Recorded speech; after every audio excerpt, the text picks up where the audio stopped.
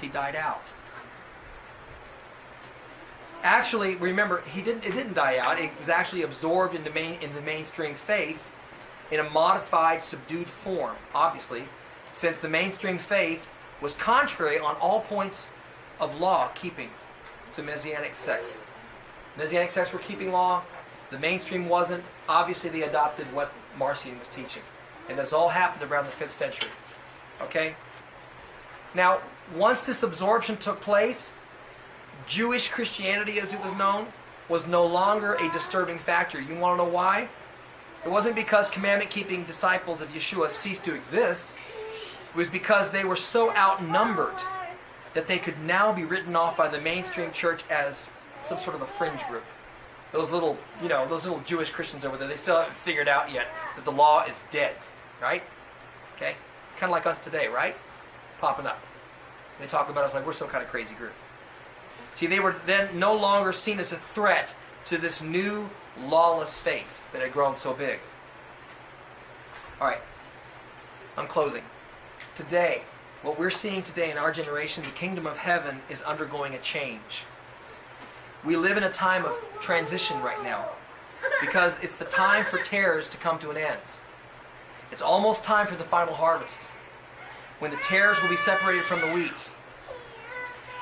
Antinomians will be gathered into bundles. I didn't write it. I'm just the messenger boy, okay? But that's what it says. Those who work iniquity. Antinomians will be gathered into bundles, and they will be burned.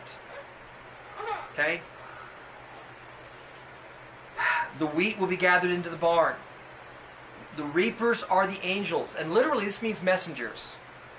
In Hebrew it's malach. In Greek it's angelos.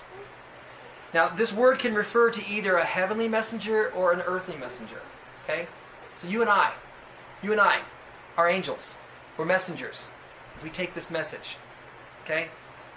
Heavenly messengers are going to do the reaping job. But in preparation for their coming, it's the time for the earthly messengers right now. Okay?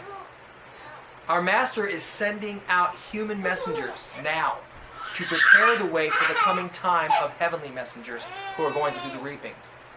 I'm one of those messengers. Are you one of those messengers? Let's be those messengers. Right? Now, in conclusion, we don't want to be a tare. Okay? You don't want to be workers of iniquity. Don't be lawless. And that means everything.